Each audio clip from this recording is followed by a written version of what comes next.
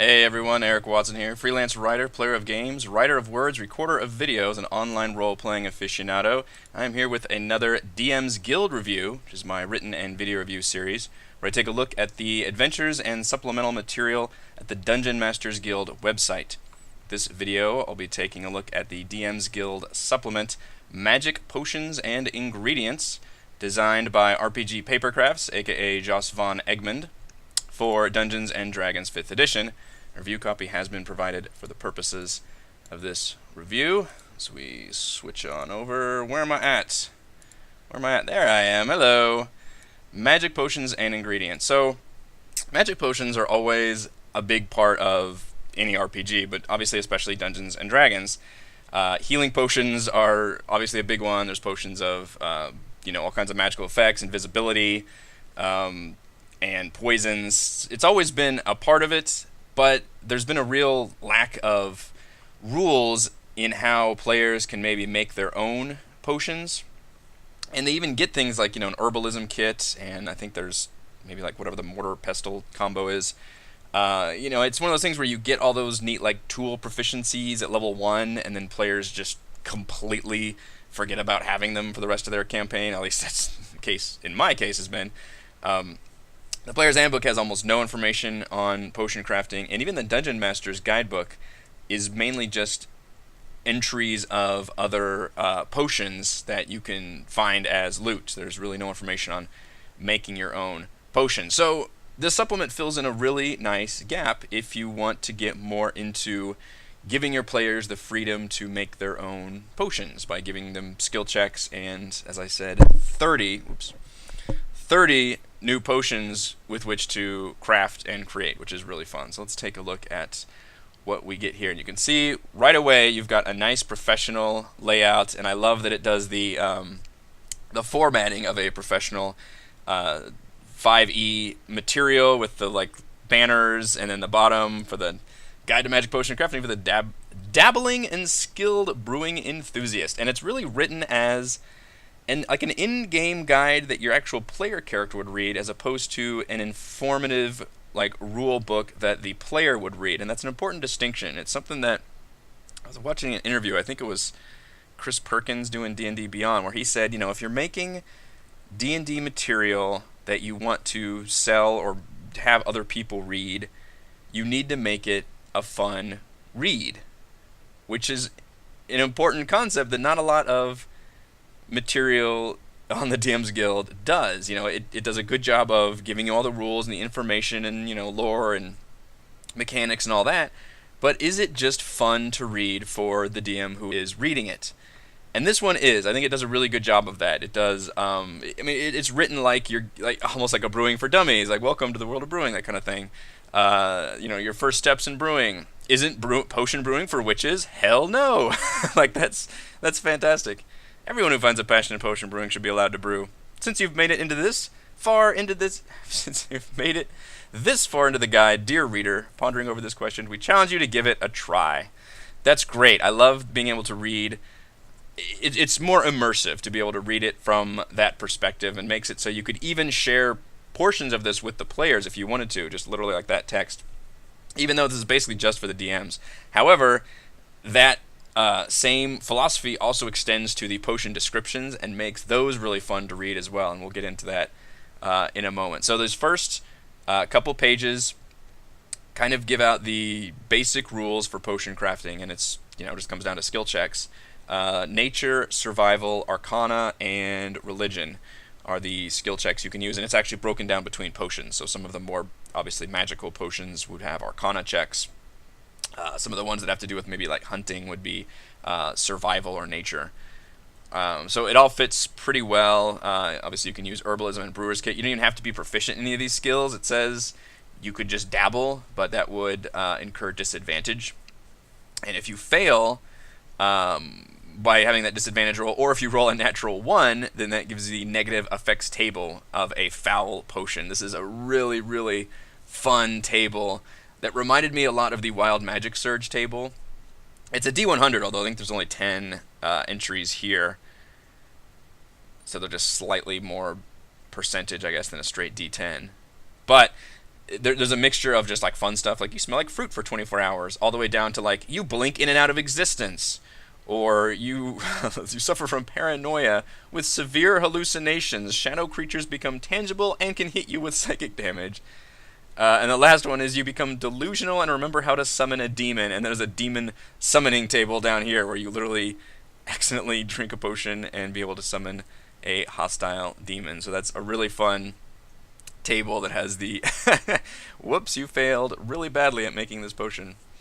Otherwise, it really comes down to this table, which is the brewable potions table. This lists all 30 potions. I'm kind of in the way here, aren't I?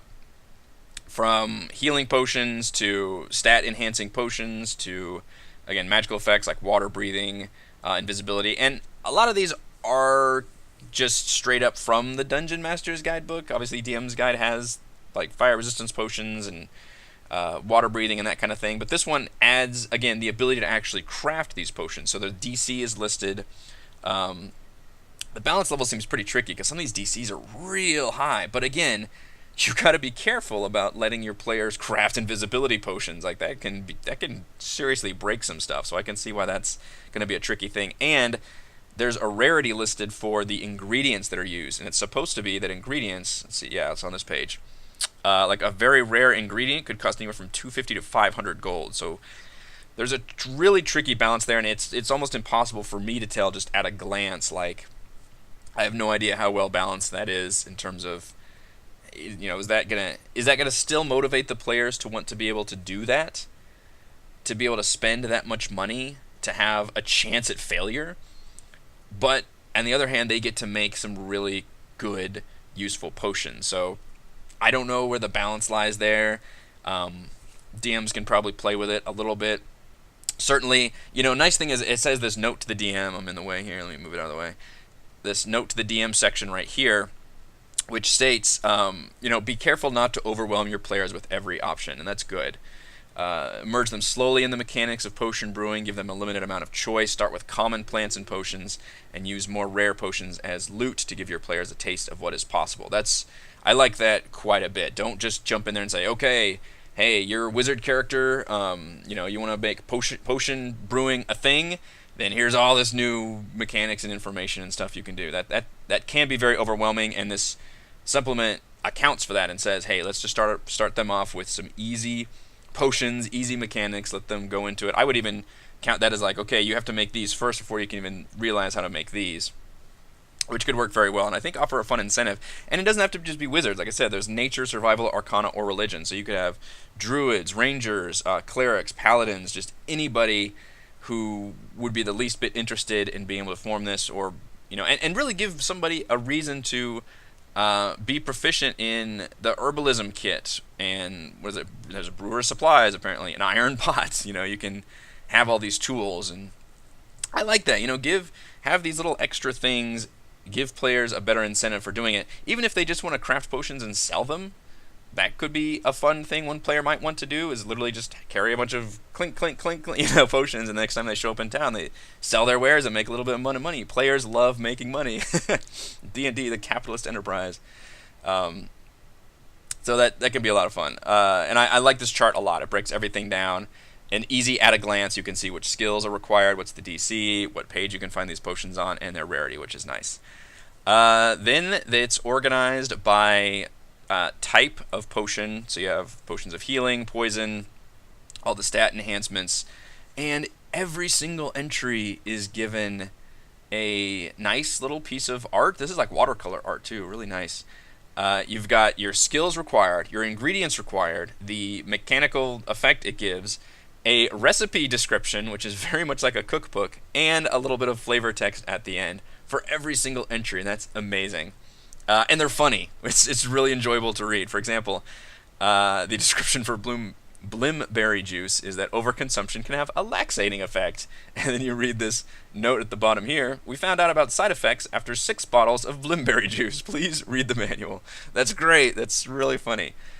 Store in a dark place away from moonlight unless you want it to explode. Really, really funny ingredients. The descriptions are all really like evocative and just fun to read.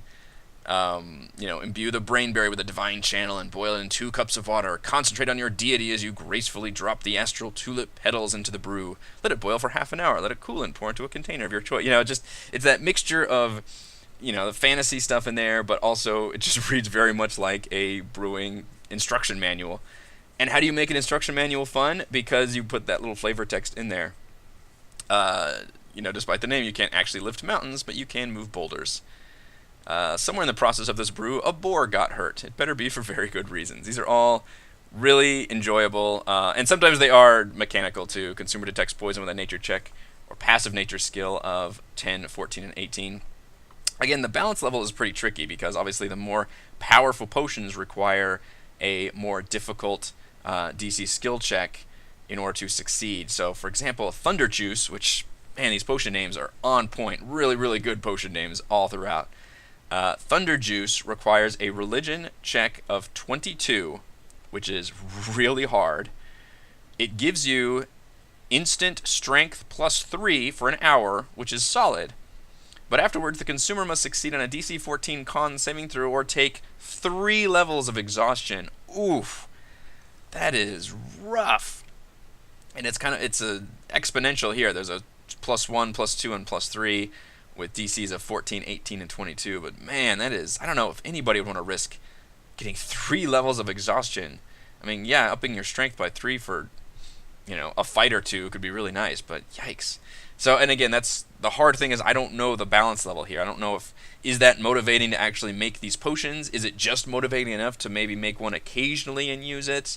You don't want to make them too powerful and single out, your one player who's interested in the potion making, and suddenly they're making money hand over fist and giving everybody spell effects, and the wizard of the party just like, well, wait a minute, this seems really imbalanced. So I get that part, but you also want them to make them want to do it. So that seems like a tricky mixture. And obviously you can just do things like, the healing potions, which everybody can use, and those don't really have any negative side effects. The DCs are much easier, 8, 12, and 16. You're just having to purchase the ingredients or find them, which, I'm for my purposes, I am fixing to run Tomb of Annihilation probably within the next 2 or 3 months, and I could definitely see, adding potion brewing to my campaign just by letting players find maybe certain ingredients in the wild and letting them combine those ingredients with a skill check, and if they've got the empty, maybe have limited potion vials. Like I know, like was it like Zelda have like literally limited containers, so that every time they drink one, they can then have that container to fill another potion in. That could be a way to balance it as well. So there are things you can do, but I'm really impressed with the amount of potions you get. 30 potions is huge. The fact that you get artwork for every one of these, the fact that they're basically all recipe cards, and it comes with a printable, to hand out to your players. And I would absolutely let my players see this. Like, don't just read this and then tell them, okay, this is what you do. Just give this to your players, the print version that's the separate of just all these cards. At least the few couple ones, and when they literally learn a recipe from like in town, or maybe they level up after doing some potions and they can learn some new recipes. Like, I think that's a really cool thing to do, and literally give them to these almost like spell cards. They could just have that for reference, and if they want to role play out them actually doing it, they can. Otherwise, they can just say, okay, I'm going to roll to make this, just depending on how much your players want to get into it, and that's fine either way. But it's really nice that this option is here with some really solid art, and I really like the formatting and the organization of it, the way it's separated between magical effects, what they call it, body modifiers, sensory stimulators, and again, all these names are great. Quickling, milk. No quicklings have been milked. It's called this because quicklings commonly drink it. Liquid lightning. Despite the name, you cannot outrun lightning. Sorry. Fantastic flavor text all the way throughout. Really enjoyable. And then what really gets me is you get to the bottom, and the ingredients are also all given the same treatment. We get pictures, lovely little pictures of all these little plants, as if you're opening like a scrapbook or somebody's like journal of having, drawn these nice little pictures from their journeys. I guess it looks absolutely fantastic. I never give a shit about plants, and this looks great.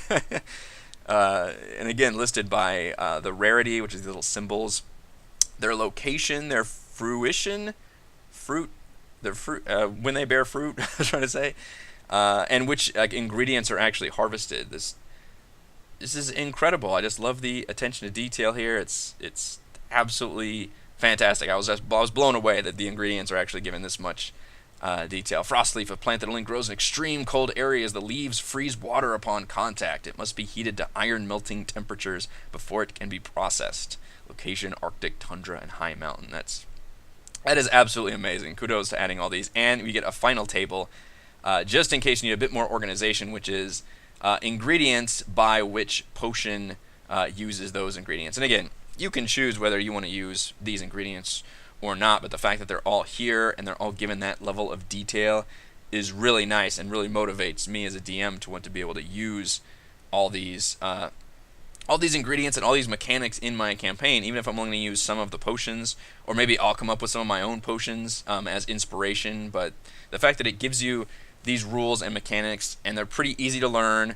The only question I have is how best to balance them, because it's difficult to tell, again, at a glance, like, is it enough incentive? And maybe it's just the stat enhancing potion with that exhaustion thing that makes me worried, but are these still rare enough where we don't upset the game balance in terms of I could still reward potions to players as loot and not make the potion maker too much of a spotlight, but at the same time still give people that are interested in making potions a motivation and fun reason to make those potions and have those cool effects. That's a very tricky balance to hit. I hope this hits it. I cannot say one way or the other. I've not played with these potions in particular, but assuming it does, then I think this could be a really, really fun addition. And it's a really fun read. Like I said, it's just funny. It puts a smile on my face to read some of these descriptions. I like the way that it's written as a guidebook. Just absolute thumbs up. So quick pros and cons for magical potions and ingredients. Pros: it provides intuitive rules and tables for crafting healing, poison, stat enhancing, and other magic potions. Obviously just does what it says on the tin, but in a really easy to digest, fun way. It has a professional design and layout. Again, it's that kind of background, the cover art, the tables. This is definitely the new wave of DM's Guild material, which is that it's written to make it look like it was literally produced by Wizards of the Coast. That it's like an official supplement with all the right font and organization and everything else. And I love seeing that. That's a huge attention to detail. Thumbs up for that. The fact that we get all artwork for all 30 potions and 21 ingredients is really impressive as well, and they all look really, really nice. I really like that kind of watercolor look to them. And pro: the negative effects table is a lot of fun. Almost so much fun that I would try to make that happen a little, maybe not too often, because it is a little imbalancing, but I just like reading these kind of tables, and there's a lot of fun things in there. The fact that you can summon a demon from fucking up your potion is just absolutely fantastic. Cons: I really have to reach pretty far to find any con. Like it has a very specific thing on what it sets out to do, which is give you magic potions and ingredients over 20 pages, and it does just that. I guess, well, one of my cons is that for whatever reason the only stat enhancing potions are strength and dex. I was expecting just, that seems like an easy thing to add, would just be enhancing potions for all of the stats. Although in this case, each entry is very, very detailed and given art and given, recipes and all that. So it's actually not very easy with how they've done it to add all that. But it is weird that only strength and dex are given those options. I guess they're the most useful in terms of people chugging them to get a real Popeye boost for combat. And that's pretty much it, because I can't really put like the balance level as a con, because I just don't know where the balancing is at, so it wouldn't really be fair to that. So that's pretty much all I've got. Not much in the con department.